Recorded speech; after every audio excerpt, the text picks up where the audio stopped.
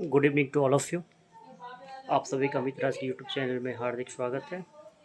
आज जैसा कि आज पेपर 1 और पेपर 2 का एनालिसिस करेंगे कि हमने जो गेस किया था उसमें से कितने क्वेश्चन आए हैं और नहीं आए हैं। उसके अलावा आज हम लोग पेपर 4 के बारे में इम्पोर्टेंट क्वेश्चन के बारे में जिक्र करेंगे कि संभवतः वो एग्ज़ाम में आ जाए। तो ऐसा है कि वीडियो स्टार्ट करने के पहले मैं एनालिसिस करता हूँ पेपर 1 का, जो मैंने गेस किया था। तो जैसा कि 26 को जो पेपर हुआ था पेपर 1 का, उसमें पहला क्वेश्चन था discuss the role of public library in modern society. और जो गेस किया था वो क्वेश्चन नंबर 3 था, जिसमें हमने लिखाया था what do you understand by public academic library, describe its objective and function. हमने पब्लिक लाइब्रेरी और एकेडमिक लाइब्रेरी दोनों के बारे में बोला था कि आप पढ़ लीजिएगा। उसमें से जो है एक पब्लिक लाइब्रेरी आ गया है।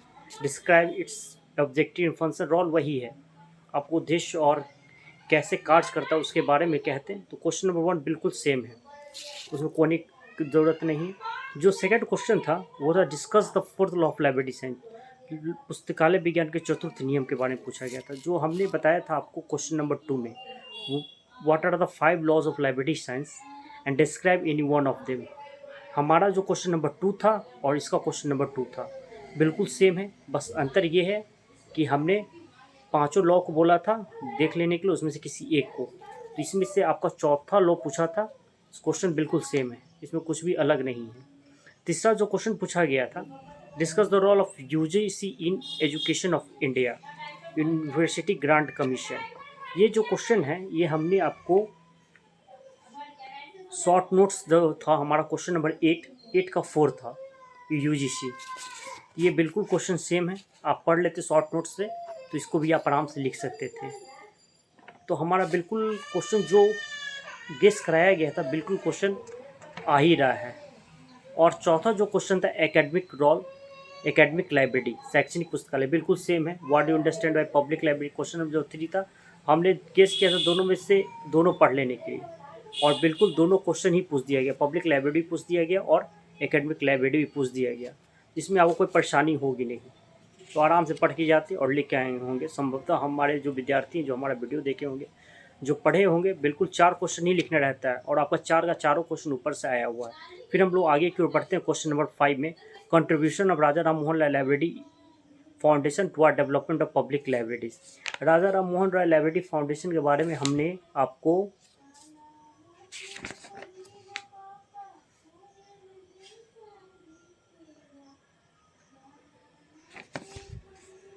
ये क्वेश्चन हमने गेस नहीं किया था, परंतु ये आया है, इस कारण कोई बात नहीं, सबके सभी क्वेश्चन आ नहीं सकते हैं। ऐसा नहीं कि मैं ही सेट किया हूँ कि सारा क्वेश्चन आ जाए। छठा नंबर है wild library consortium is essential discuss. बिल्कुल बहु क्वेश्चन ही पूछ दिया गया, पुस्तकालय कॉन्सोर्टियम क्या है और डिस्कस। मेरा भी क्वेश्चन नंबर 6 और इसका भी क्वेश्चन नंबर 6 बिल्कुल सेम है, थोड़ा भी अंतर नहीं है। आप आराम से पढ़ के जाते, इधर का 6 उधर का 6 बिल्कुल आप लिख देते, कोई दिक्कत नहीं था। अब हम 7वां क्वेश्चन पे आते हैं जो एग्ज़ाम में पूछा गया था, लाइब्रेरी लेजिस्लेशन डिस्कस। तो हमने जो क्वेश्चन नंबर आपको 4 में लिखा है बिल्कुल है, mention the state in which library legislation has been enacted, explain its concept and needs of library. यहाँ क्वेश्चन नंबर 4 और यहाँ का क्वेश्चन नंबर 7 था, तो बिल्कुल सेम था, ये कहना नहीं है कि आप क्वेश्चन नहीं आया। अब हम लोग आगे की ओर बढ़ते हैं, जो क्वेश्चन नंबर 8 है user education and needs describe. हमारा जो क्वेश्चन नंबर 5 है, यहाँ क्वेश्चन नंबर 8 है। डिफाइन यूजर स्टडीज़, बिल्कुल हूबहू, या यूजर एजुकेशन, उपयोगकर्ता शिक्षा से आप क्या समझते हैं, इसकी क्या आवश्यकता है, बिल्कुल हूबहू क्वेश्चन है। तो ऐसा कह सकते हैं कि 8 में से हमारा 7 क्वेश्चन एग्जाम में आया था। एक हाँ, ये राजा राम मोहन राय लाइब्रेरी फाउंडेशन के बारे में आप कह रहे थे, ये भी क्वेश्चन आया है। आप हमारा शॉर्ट नोट्स, आप क्वेश्चन नंबर 8 का चौथा पॉइंट देखिए, यूजीसी और राजा राम मोहन राय लाइब्रेरी फाउंडेशन, ये हमने दोनों गेस किया था। तो अप्रॉक्स 1 2 3 4 5 6 7 8 आप कह सकते हैं कि सारा का सारा क्वेश्चन हमारा एग्ज़ाम में आया, 100% एग्ज़ाम में आ गया है। थोड़ा मोड़ा बस सेंटेंस का अंतर है, इसमें कुछ और बोला गया इसमें, लेकिन आंसर बिल्कुल सेम होगा, इसमें कोई अंतर की बात नहीं है। अब हम लोग आगे की ओर बढ़ते हैं। पेपर 2 में, पेपर 2 का जो है उसमें एक क्वेश्चन था, डिफाइन मैनेजमेंट एंड डिस्कस इस पर्सन। हमारा क्वेश्चन नंबर 2 का, पेपर 2 की हमने बात कर रहे हैं, मैनेजमेंट लाइब्रेरी इंफॉर्मेशन सेंटर। तो हमारा जो क्वेश्चन नंबर 2 था वहाँ पे क्वेश्चन नंबर 1 था, define management discuss its function. बिल्कुल सेम सर, वहाँ लाइब्रेरी मैनेजमेंट था, हमारा ये मैनेजमेंट है। तो बिल्कुल पुस्तकालय प्रबंधन ही है और ये प्रबंधन को प्रभावित करती है। बिल्कुल सेम क्वेश्चन है, कुछ भी अंतर नहीं है। हमारा क्वेश्चन नंबर जो 2 था वो furniture and equipments in library, ये क्वेश्चन नहीं आ पाया था। जो तीसरा क्वेश्चन था, डिफाइन ये व्हाट इज MIS, हमारा जो क्वेश्चन नंबर 1 है वो बिल्कुल क्वेश्चन वहाँ पे क्वेश्चन नंबर 3 था। इसमें कोई दिक्कत नहीं। What is MIS, why be need it in library discuss. प्रबंधन सूचना प्रणाली क्या है, एक पुस्तकालय हमेशा इसकी आवश्यकता क्यों होती है, प्रकाश डाले। जो क्वेश्चन था बिल्कुल सेम था। हमारा जो अगला क्वेश्चन था वो था, discuss the power and function of library committee. हमारा जो क्वेश्चन नंबर 8 था, एग्जाम में आपको क्वेश्चन नंबर 2 था। बिल्कुल सेम लैंग्वेज है, कोई अंतर नहीं था। अब आगे की ओर हम लोग बढ़ते हैं। क्वेश्चन नंबर 3 हो गया। क्वेश्चन नंबर जो 4 था वो हमारे एग्ज़ाम में HRM नहीं आया था, हमने गेस नहीं, बाइंडिंग थी, लाइब्रेरी बाइंडिंग। ये हमारा शॉर्ट नोट्स में था। क्वेश्चन नंबर 3 बाइंडिंग हम लिखवाया था, वहाँ पे लाइब्रेरी बाइंडिंग थी। पुस्तकालय जल्दसाजी थी, यहाँ पर हमने जल्दसाजी बताया था। तो क्वेश्चन नंबर 4 भी बिल्कुल सेम था। हमारा एक 5वां क्वेश्चन HRM नहीं आया। छठा जो क्वेश्चन था वो furniture and equipment library and it's needs, ये क्वेश्चन नहीं आया। एक 7वां क्वेश्चन जो था, defined annual report, describe advantage limitation, बिल्कुल हूबहू क्वेश्चन वार्षिक प्रतिवेदन वहाँ भी था क्वेश्चन नंबर 7 में, यहाँ भी क्वेश्चन नंबर 7 में था। तो बिल्कुल हम कह सकते हैं हमारा जो क्वेश्चन नंबर जो 8 था, डिफाइंड बजट, वहाँ एनुअल बजट था, यहाँ बजट है। इनमें डिफरेंट टाइप्स ऑफ बजट, और बजट भी कितने प्रकार के होते हैं, बिल्कुल सेम क्वेश्चन था। इस तरह हम कह सकते हैं कि पेपर 2 में हमारा 1 2 3 4 5 और 6 8 में से हमारा 6 क्वेश्चन आया। तो इसमें भी आप परेशानी नहीं हुई आप लोगों को। अब हम लोग पेपर 3 की बात करते हैं। आप नहीं होता है तो आप लोग अपना क्वेश्चन से मौलाना मजरूर का जो क्वेश्चन हुआ, जो एग्ज़ाम हुआ 26 और 27 को, आप उससे मिला लीजिए कि कितने क्वेश्चन आ रहे हैं, कितने क्वेश्चन नहीं आ रहे हैं। उसके बाद आप हमें कमेंट कीजिए। अब हम लोग आगे की ओर बढ़ते हैं। जो पेपर 3 है, शायद ये 2 या 3 तारीख को ये पेपर है। तो इसके गेस्ट क्वेश्चन के बारे में काफ़ी कमेंट्स आ रहे थे कि सर आप ये क्वेश्चन डाल दें, पेपर 3 का एग्ज़ाम होने वाला है।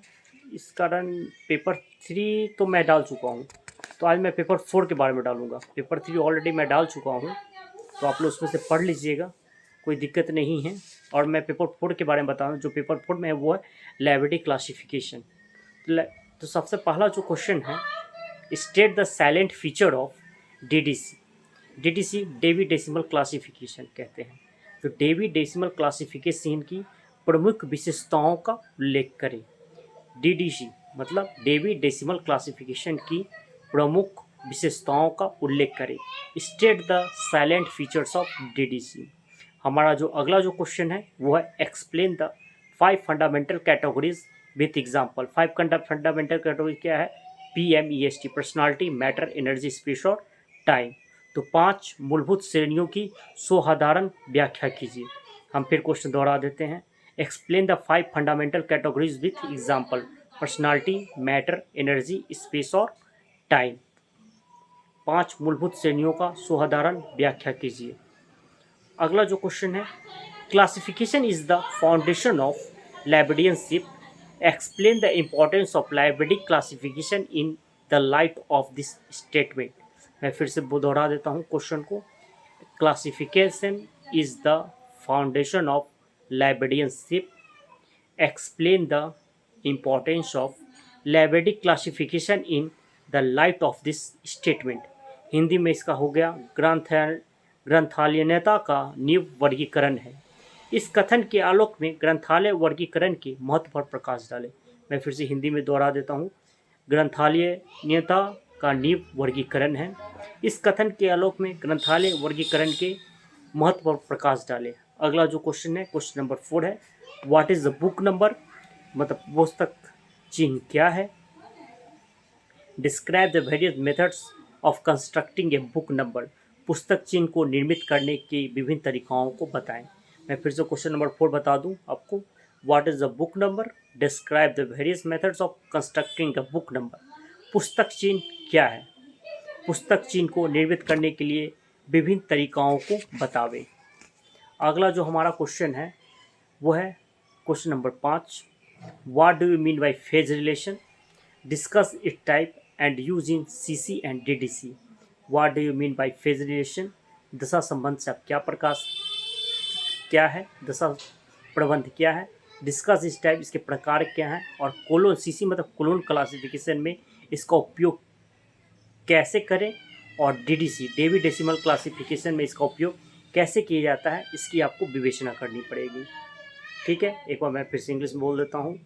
What do you mean by phase relation, discuss its types and use in colon classification and Dewey decimal classification. दशा संबंध क्या है, इसके प्रकारों की व्याख्या करें, और सीसी और डीडीसी में कैसे उपयोग करें, इसकी विवेचना कीजिए।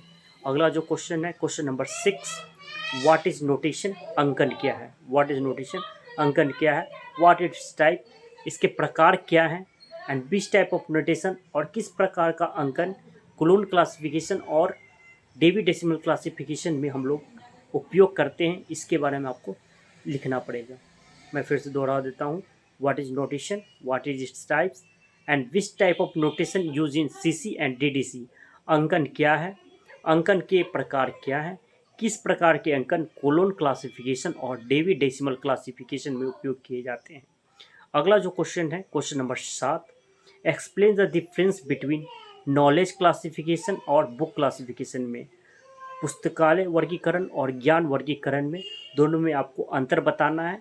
आप सिंपली है उसके बारे में 7, 8, 10 पॉइंट लिख देंगे, दोनों को डिस्टिंग्विश कर देंगे, बीच से एक लाइन खींच के एक साइड वर्गीकरण लेंगे ज्ञान वर्गीकरण, दूसरी तरफ पुस्तकालय वर्गीकरण लिखेंगे, और 10 पॉइंट अप्रॉक्स लिख देंगे, काफ़ी है, ऐसा कोई दिक्कत नहीं है।